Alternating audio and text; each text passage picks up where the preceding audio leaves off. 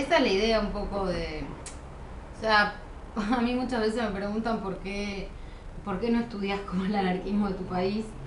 Eh, pues resulta extraño que alguien de la Argentina se interese por temas que están distantes y que son también difíciles de estudiar desde acá. Y a mí una de las cuestiones que más me llamó la atención de esta experiencia de Bolivia, así como la de Perú también, tiene que ver con justamente los puentes entre anarquismo y indigenismo, movimiento indígena.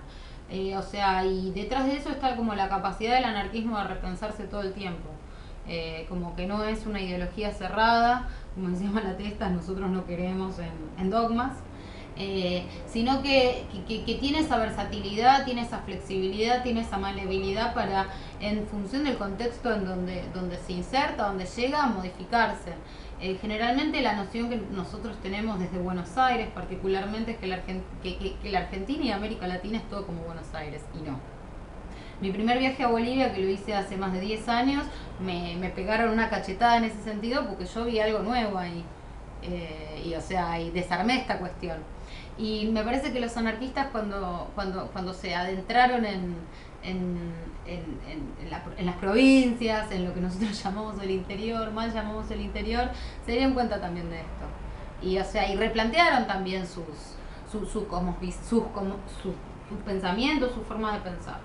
Y en el caso del anarquismo boliviano y en el caso del anarquismo peruano debieron como reescribirlo de alguna manera, porque es imposible plantear un cambio social, una revolución, sin incluir al sujeto oprimido por antonomasia, que en estos países es el indígena. Entonces de repente, o sea, cuando hay un episodio que a mí me gusta mucho, que es cuando se produce acá en el año 29, en mayo del 29, se desarrolla el Congreso Fundacional de la CAT.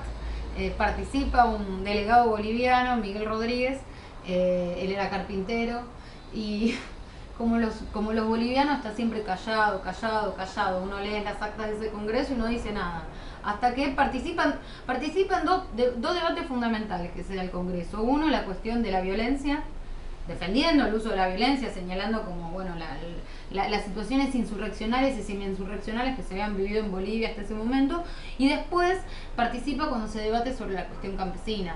Y ahí plantea como que no se puede desaprovechar la rebeldía potencial, la rebeldía inherente a estas poblaciones indígenas.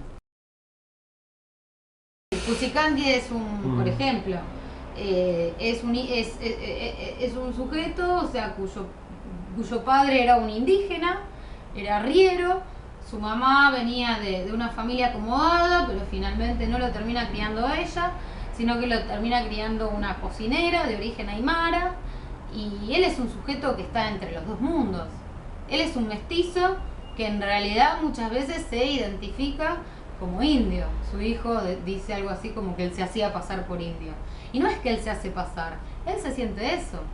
Porque la identidad sabemos que no es una cuestión biológica, sino que es una identificación cultural. Y mismo, o sea, muchos sindicatos en La Paz, en la ciudad de La Paz, muchos sindicatos de artesanos, existía, digamos, también esta estratificación. Tenemos a los sastres, que tal vez es como el sindicato más blanqueado, o más mestizo, más cholo, más criollo, o más cercano al mundo criollo, perdón, y después tenemos a los albañiles que son indígenas. Entonces, el sujeto es eso. Entonces, el sujeto nunca va a adoptar una ideología si esa ideología no lo contempla él. Bueno, esa es la tesis de Taibo, de Carlos Taibo, cuando en su libro Anarquistas de Ultramar él plantea esta cuestión de la convergencia entre las prácticas libertarias de los pueblos originarios y las ideas anarquistas. Que sí, que puede ser, digo, o sea, eh, ancestralmente, y es una palabra difícil de utilizar, la palabra ancestral, estas comunidades, según los antropólogos, según los registros que tenemos, se habían organizado de una forma mucho más horizontal, de una forma mucho más democrática que lo que hacemos nosotros, y en algún punto estos principios organizativos que tenían también que ver con cómo producir los alimentos, cómo abastecerse, etcétera, tienen mucho que dialogar con lo que plantea el anarquismo.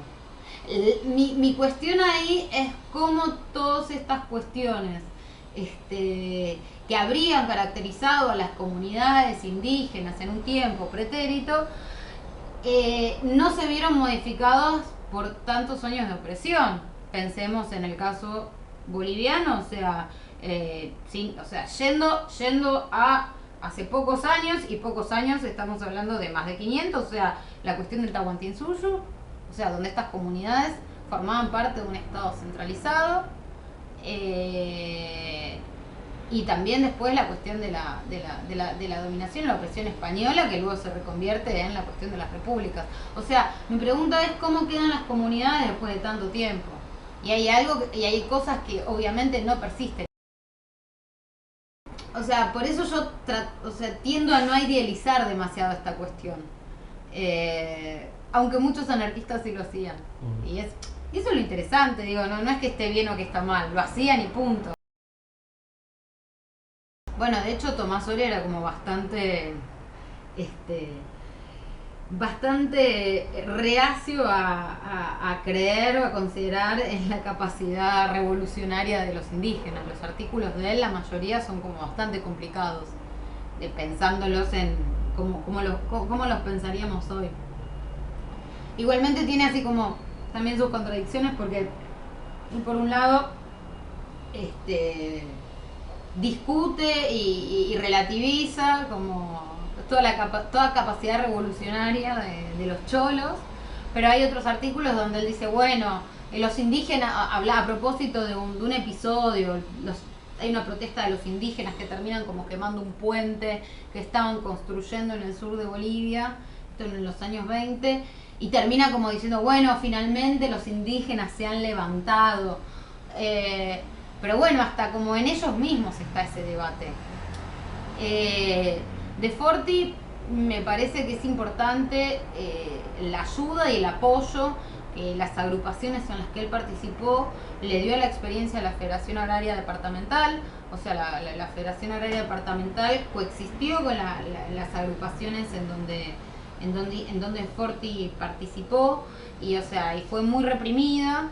Y ahí, digamos, la ayuda que les da y el apoyo y la solidaridad es muy importante.